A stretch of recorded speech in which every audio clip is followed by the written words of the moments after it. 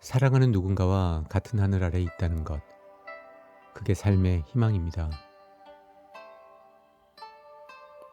이번에 테리토스 오디오북 첫 작품으로 소개하는 진영의 슈퍼스타 옥은 2012년에 진영, 아빠는 유학 중으로 나온 책의 개정판입니다. 누구에게나 그리운 시절이 있는 건 그 안에 그리운 사람이 있기 때문이죠.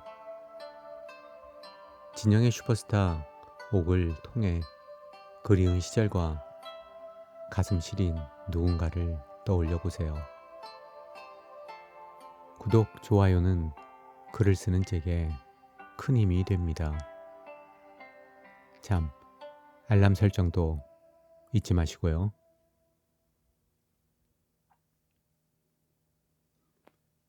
10장 부러운 훈이.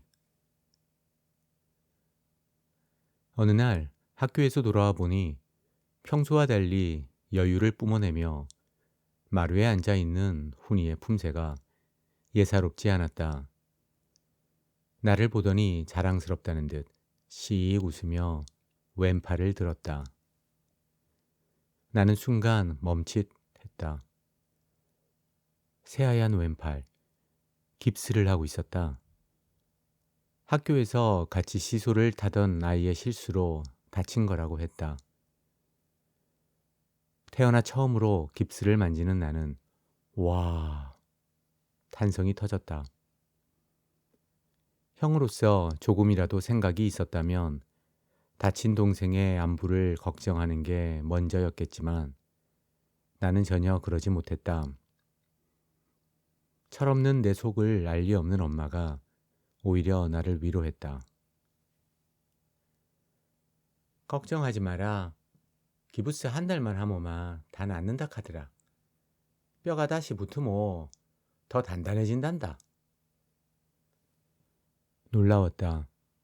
깁스를 풀면 강철팔이 된다고? 내가 깁스를 툭툭 치면서 물었다. 훈아, 진짜 부럽다 아이가. 이거 나도 한 번 해봤으면 좋겠다. 순진한 동생은 부러워하는 나를 보고는 우쭐해졌나 보다. 깁스한 팔을 한 번 더 쓱 보더니 자랑스러운 듯 미소를 지었다.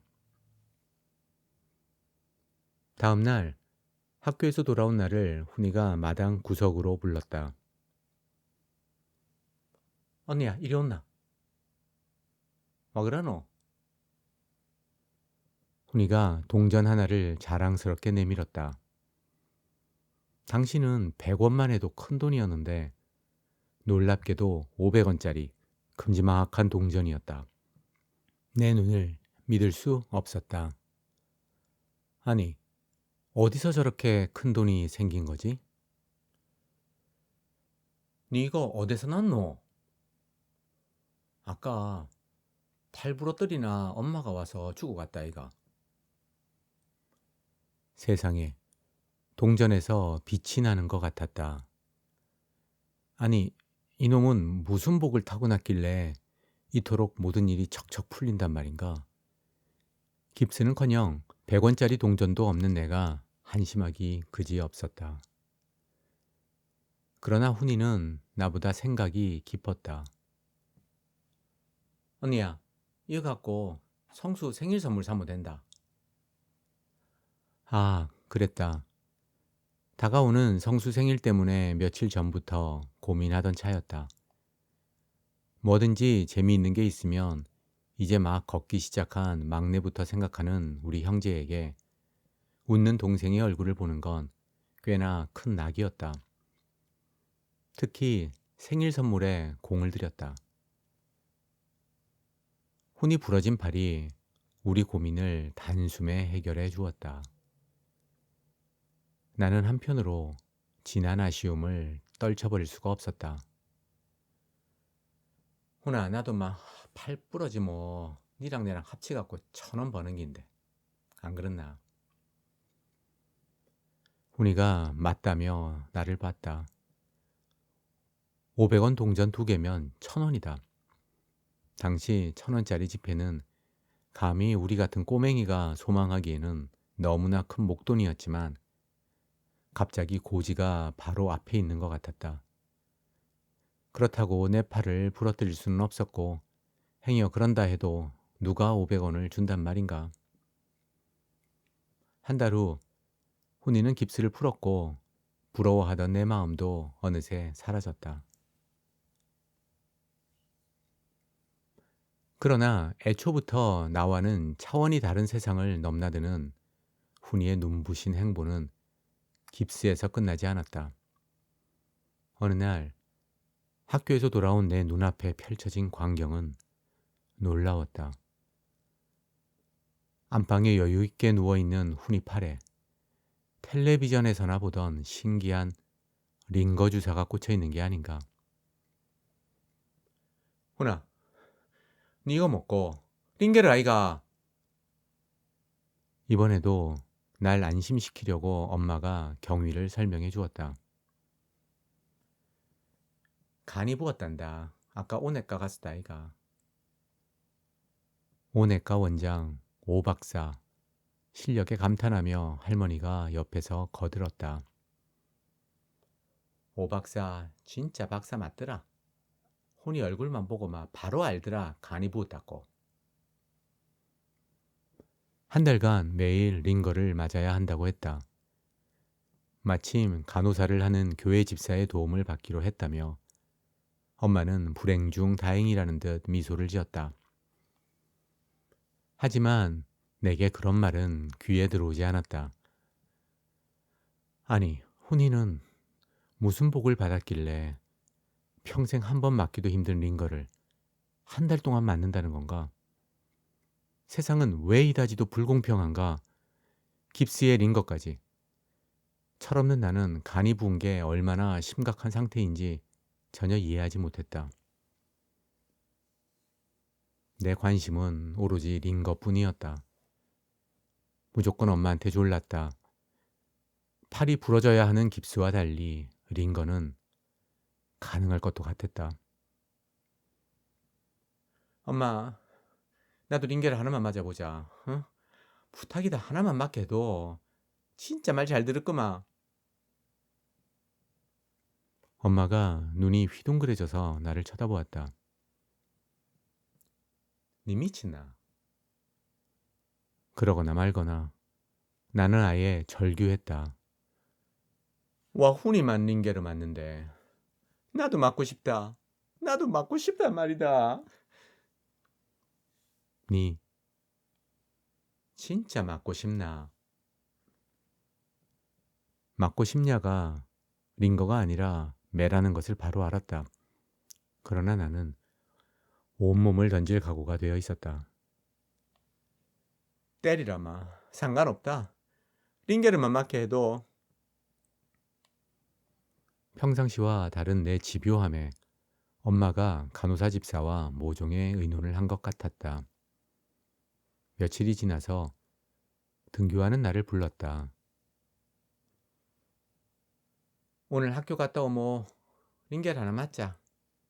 집사님이 포도당 영양제 하나 맞춰주기로 했다. 꿈은 이루어진다고 했던가?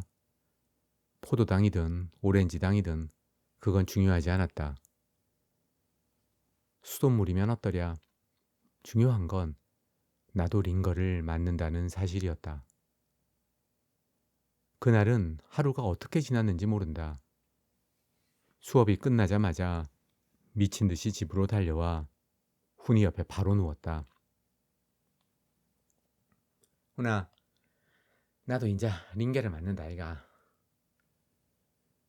자랑스럽게 말하는 내게 훈이는 별 반응이 없었다. 그냥 평소처럼 멀뚱멀뚱 천정만 보고 있었다. 마침내 간호사 집사가 링거 바늘을 내 팔에 꽂았다. 한 방울, 한 방울. 떨어지는 약이 내 혈관으로 들어가는 게 신기했다. 훈아, 누가 빨리 만나시야 팔래? 훈이는 여전히 아무 대꾸가 없었다. 그런데 몇 분 지나자 지겨워지기 시작했다. 엄마 이거 얼마나 더 맞아야 되노? 2시간은 더 있어야 한다. 2시간이라니. 모른 건 아니었다. 그렇게 빨리 지겨워질 줄은 몰랐다. 맞는 내내 기분이 좋을 줄만 알았다. 병속에 든 수액이 도통 줄어들지 않았다. 욕먹을 걸 뻔히 알면서도 일단 시도는 했다. 엄마, 나 이거 그만 맞을란다. 주사기 좀 빼둬. 나가 놀란다. 엄마의 목소리가 단호했다. 매타작 직전 느낌이었다. 뭔데 지랄한다. 링겔을 맞겠다고 며칠 동안 용을 쓸 땐 언제고. 네가 한 병 얼만 줄 아나? 시끄럽다. 조용히 누이스라. 예상을 훨씬 뛰어넘는 강경한 반응에 나는 바로 기가 죽었다. 훈이는 매일 맞으면서도 불평 한 번 안 하는데 언니가 돼갖고 시끄럽다. 더 이상 들을 게 없다는 듯 엄마가 방을 나갔다. 그랬다. 훈이는 정말 한마디 말도 없이 불평 하나 없이 2시간 넘는 시간을 거의 움직이지도 않고 가만히 누워 있었다. 내 동생은 어느 깊은 암자에서 면벽 수행을 했어도 아주 잘했을 거다. 아니, 불자의 길로 들어섰다면 지금쯤 성철 스님의 버금가는 고승이 되었을지도 모른다. 하지만 참을성 없는 나는 고승 싹수는커녕 단 5분도 견디기 힘들었다. 그러나 차마 주삿바늘을 내 손으로 뺄 수는 없었다. 그랬다가 치를 대가도 감당할 자신이 없었다. 꼼지락거리다 잠이 들었다. 얼마나 잤을까? 깨어보니 내 눈을 믿을 수 없었다. 팔이 와 이라노? 통나무가 돼빛네. 팔이 2배? 아니 3배는 넘게 부풀어 있었다. 덜컥 겁이 나서 큰 소리로 엄마를 불렀다. 엄마가 더 놀랐다. 귀신이라도 본 것 같은 멍한 표정으로 있더니 어딘가 전화를 걸었다. 금세 달려온 간호사 집사가 혀를 찼다. 괜찮습니다. 바늘이 막 혈관에서 빠진 기라에 약이 살로 들어가서 좀 지나면 다 빠집니다. 야가 자민수로 억수로 몸부림친다 보네. 바늘이 와 밖으로 빠지지 살 속으로 빠지빛노. 아이고 야가 참 별나기는 별나네. 뒤척이면서 잔 게 분명했다. 평소 같지 않은 불편함에 더 꼼지락거렸을 거다. 좀 지나면 괜찮다는 간호사의 설명에도 엄마는 안심이 안 되었던 것 같다. 하긴 내가 봐도 이건 사람 팔이 아니었다. 평소 내 정신 상태라면 오히려 이런 남다른 팔에 기뻐했어야 하는데 어깨동무 주먹대장이 되었다고 좋아했어야 하는데 문제는 잘 움직여지지가 않았다. 그러다 보니 무서운 생각이 들었다. 평생 이러고 살아야 하는 건 아닌지. 엄마가 내 성한 팔을 때리면서 한탄했다. 아이고 이 문디 자스가 훈이는 매일 맞아도 아무 문제가 없는데 니는 어찌 된기 포도당 주사 하나 갖고 이래 사람 속을 썩이노. 엄마가 전화기를 들었다. 목사님, 성호엠입니다. 그때 나는 확실히 알았다. 전에 못에 찔렸을 때에도 아멘 할아버지가 왔던 건 엄마의 구조신호 때문이었다는 것을. 잠시 후 내 주치 아멘 할아버지가 왔다. 사람이라면 내 팔을 보고 놀라는 게 정상이다. 그런데도 할아버지는 아무런 동요의 기색이 없었다. 불소독 이후 나는 놀라지 않는 아멘 할아버지의 끝없는 여유가 두려웠다. 안심되는 게 아니라 내 속에 잠들었던 공포까지 깨어나는 것 같았다. 도대체 이번에는 무슨 방법을 쓰려는 건지 벌써부터 머리가 저려왔다. 저번처럼 할아버지 목소리가 이상하게 울렸다. 애미야, 이거 별거 아니다. 꽉 잡고 세게 구부리 모마. 안에 부은 거 싹 다 빠지빈다. 이리 와서 송어 좀 잡아라. 결국 그런 거였다.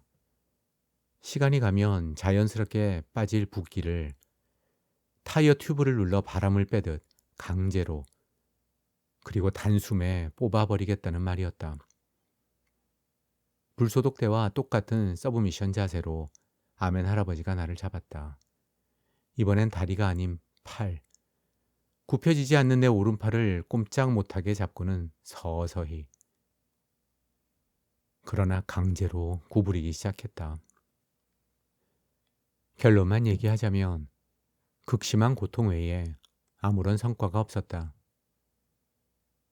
아멘 할아버지는 제야의 숨은 화타가 아니었다.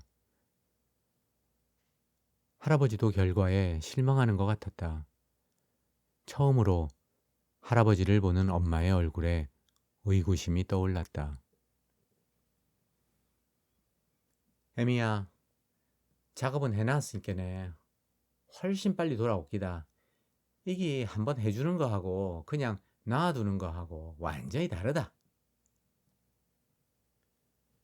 할아버지 말이 완전히 틀린 건 아니었다. 해주는 것과 그냥 놔두는 건 달랐다. 시간이 지나자 붓기는 빠졌지만 심각한 후유증이 남았다. 오른쪽 어깨에서 팔꿈치, 손목까지.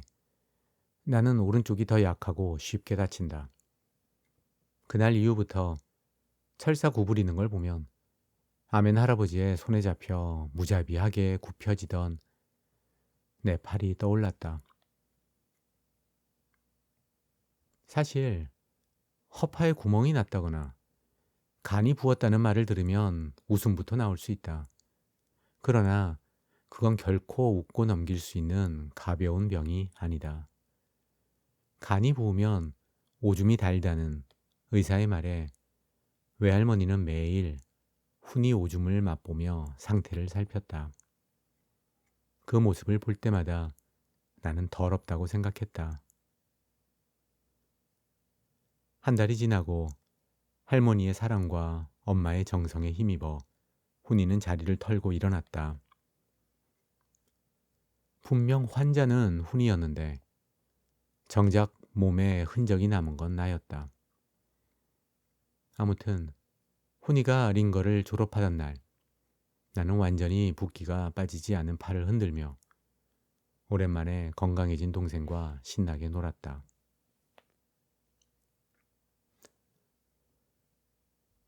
11장 충무와 노래 테이프. 여름과 겨울방학 1년에 2번씩 엄마는 우리 삼형제를 친할머니와 아빠 형제들이 모두 사는 충무, 그러니까 지금의 통영으로 데리고 갔다. 아빠가 태어난 거제도에는 할아버지의 형제와 가족이 살고 있었지만 내게는 생소한 곳이었다. 그에 비해 충무는 내가 4살 때 돌아가신 친할아버지에 대한 희미한 기억으로 시작하는 상징적인 곳이다. 내 성장의 정신적인 뿌리가 진영에 내리고 있다면 본향의 뿌리는 충무로 뻗어 있다. 충무로 가는 루트는 2가지였다. 일단 마산으로 가서 배나 시외버스를 타는 것이다. 나는 배를 훨씬 더 좋아했다. 그러나 그건 링거 맞는 거랑 비슷했다.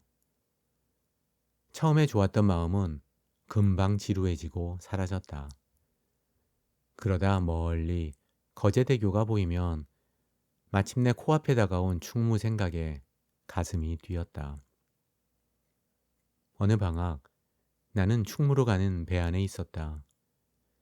강당 같은 큰 선실에는 누워 자는 사람, 벽에 기대어 책을 읽는 사람, 화투 치는 사람 등등 각양각색 천차만별이었다.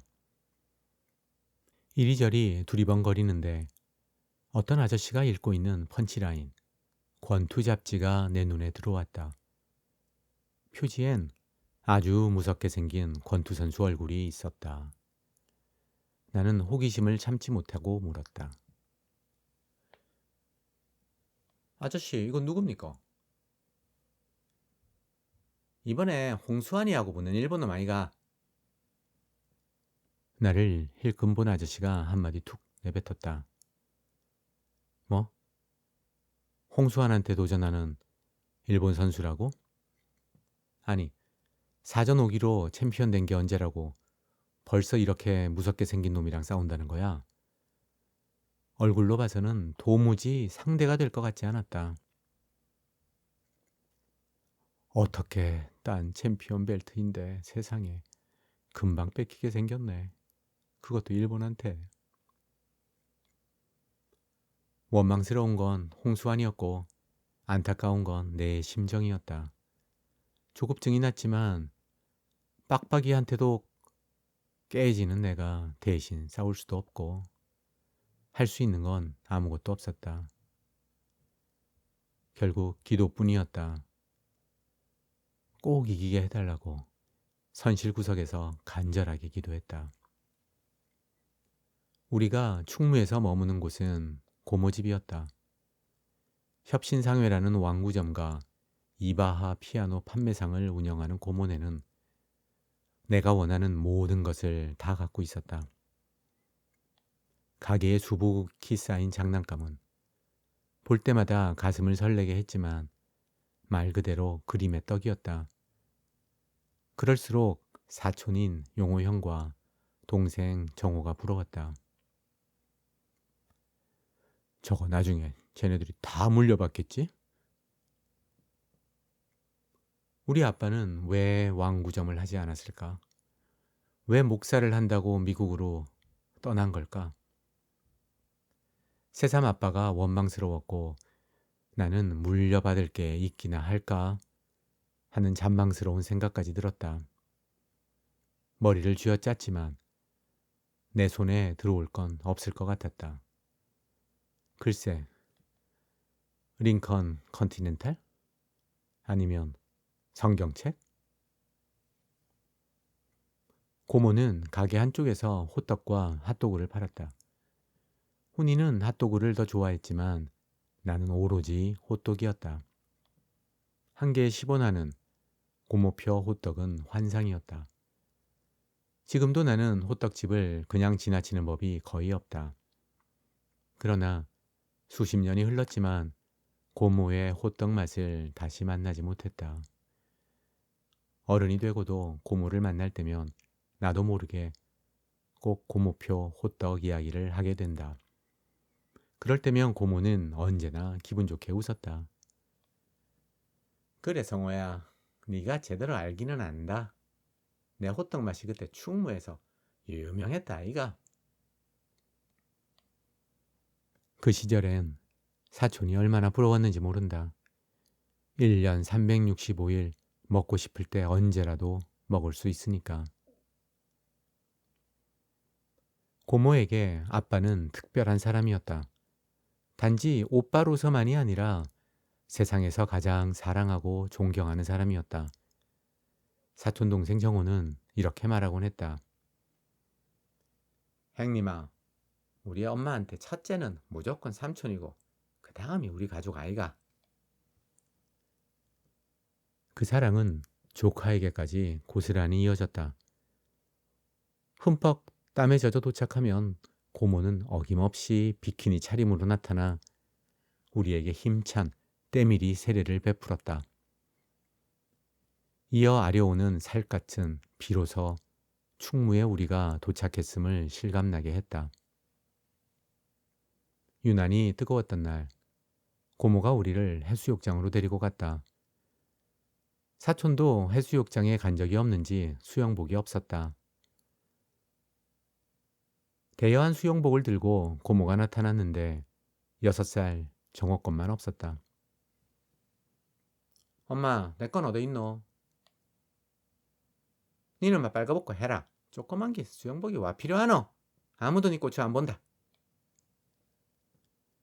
지금 생각하면 정호는 그날 팬티를 계속 입었으면 됐다. 그런데 왜 굳이 빨가벗었을까? 그곳에 내가 몰랐던 규칙이 있었던 걸까? 수영복이 아니면 빨가벗거나 옆에만 있어도 활기가 느껴질 정도로 60대에 접어든 친할머니는 펄펄 날았다. 조용한 외할머니와는 매우 달랐다. 친할머니 회갑잔치가 충무에서 성대하게 열렸다. 직계 가족은 말할 것도 없고 교회에서 온 손님도 적지 않았다. 다만 할머니가 가장 보고 싶어 하는 장남이 그 자리에 없었다. 흥을 돋우던 사회자가 카세트 테이프 하나를 번쩍 들었다. 이거 마 장남 오카는 목사가 미국에서 보낸 축하 메시지입니다. 스피커에 마이크를 갖다 대자 아빠 목소리가 흘러나왔다. 정확하게 다 기억나진 않지만 멀리서 어머니 생신을 축하할 수밖에 없는 아쉬움과 모든 가족에게 하나님의 은혜와 축복을 비는 내용이었다. 목소리가 흘러나오자마자 할머니와 고모 그리고 엄마가 눈물을 흘렸다. 그도 그럴 것이 전화통화 한 번 한 적 없으니 목소리만으로도 그리움은 봇물 터지듯 했을 거다. 어머니 생신을 맞아 같이 공부하는 친구들과 생일 축하 노래 하나 부르겠습니다. 기쁘게 받아주세요. 평소에 노래에 관심이 많은 나는 귀를 쫑긋 세웠다. 노래가 흘러나왔다.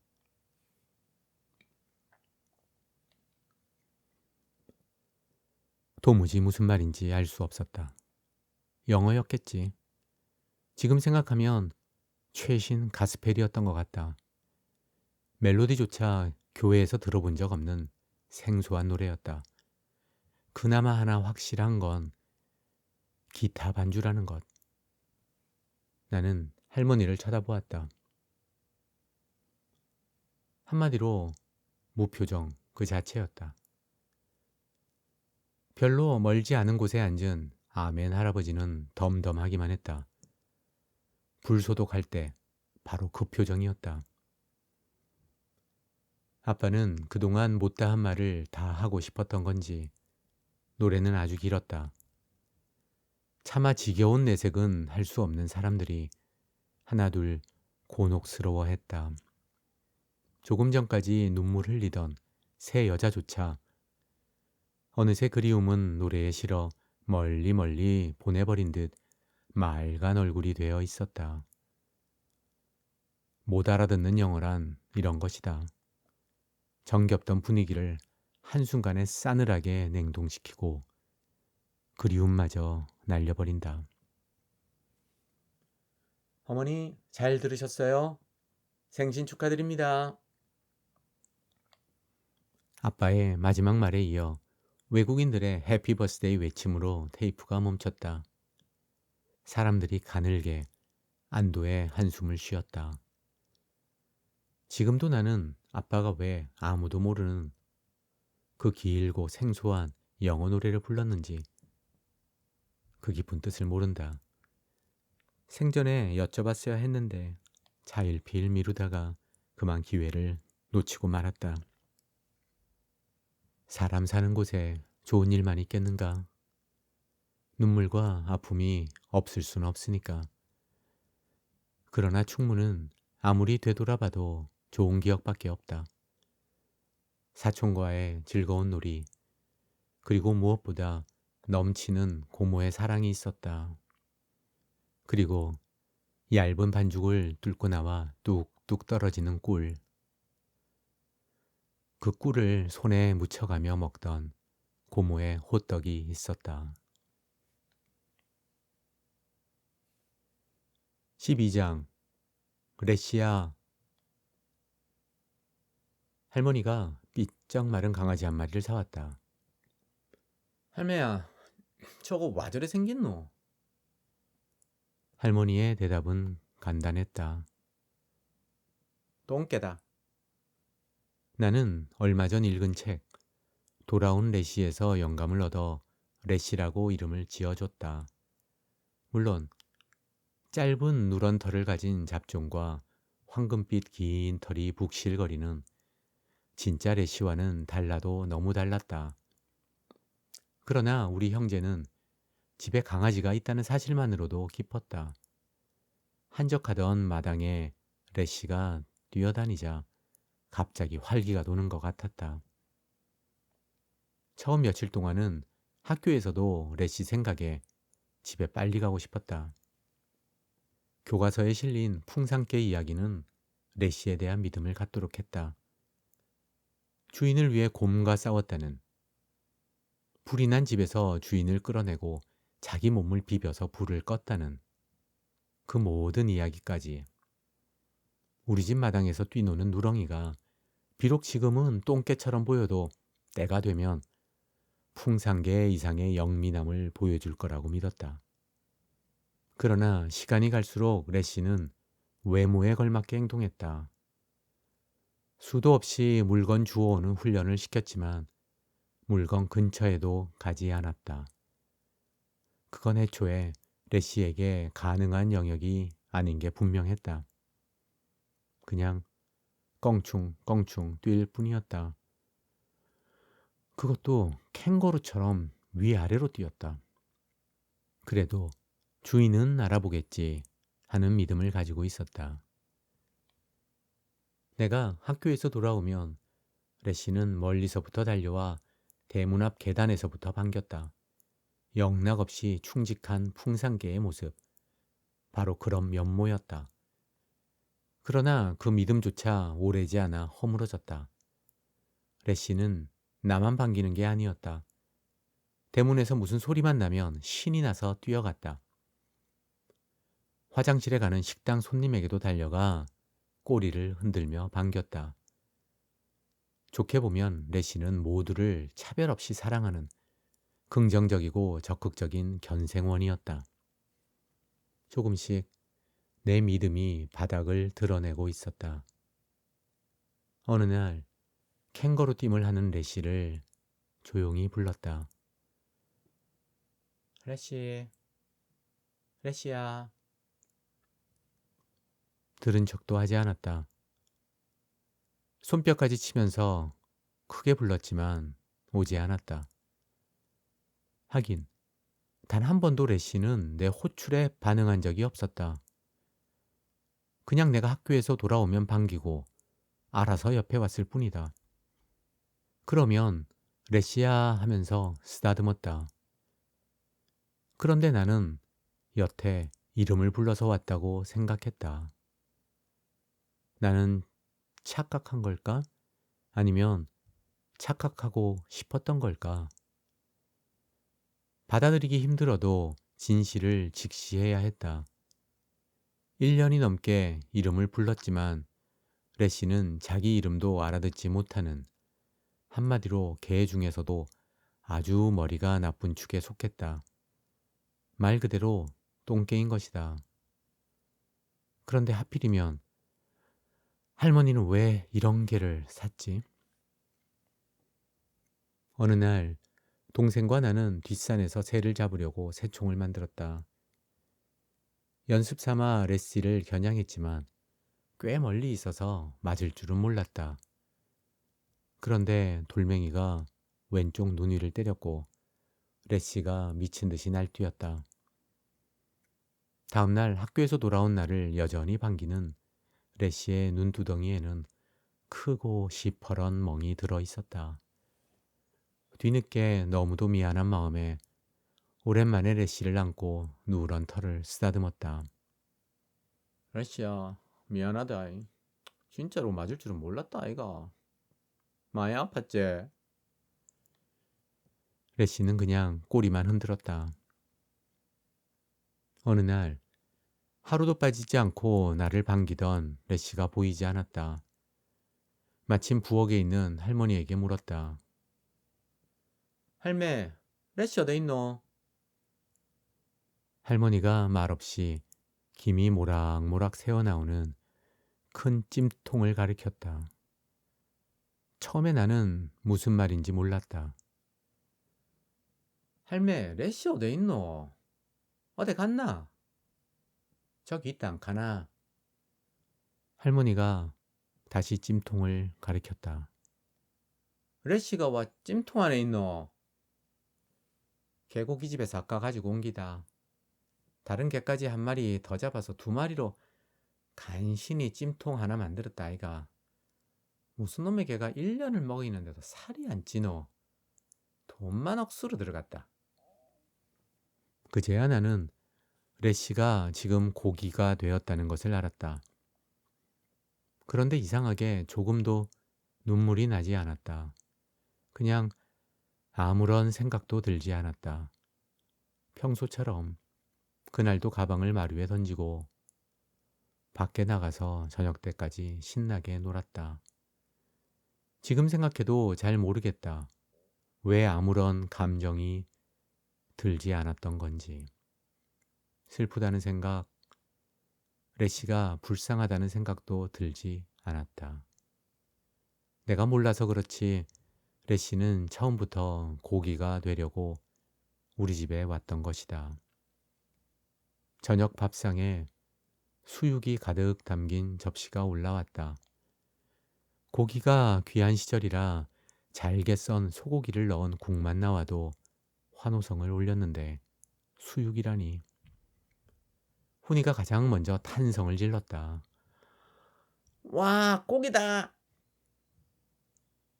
나는 그게 레시일 수도 아닐 수도 있다는 것을 알았다. 지금 생각하면 그냥 가만히 있어야 했는데 너무 맛있게 먹는 훈이가 이상하게 얄미웠다. 훈아, 니 오늘 레시 못 봤나? 못 봤다 언니야. 니는 봤나? 레시 어디 갔나? 사람은 왜 가끔 잔인해지는 걸까? 어떤 때는 사랑하는 가족에게까지. 니가 지금 묻고 있는 게 레시다 이 바보 짜스가. 훈이는 내 말을 이해하지 못하는 것 같았다. 레시가 찜통에 들어있다는 할머니 말을 내가 이해하지 못했던 것처럼. 잠시 후 훈이 눈에서 눈물이 주르르 흘렀다. 그런데도 입에 문 고기를 뱉지는 않았다. 마저 씹으며 또 눈물을 흘리며 오늘까지 내가 생생하게 기억하는 한마디를 던졌다. 언니야, 레시 맛있다. 그랬다. 그 시절 레시는 맛있었다. 그러나 나는 믿고 싶다. 훈이와 내가 그날 먹은 고기가 레시는 아니었다고.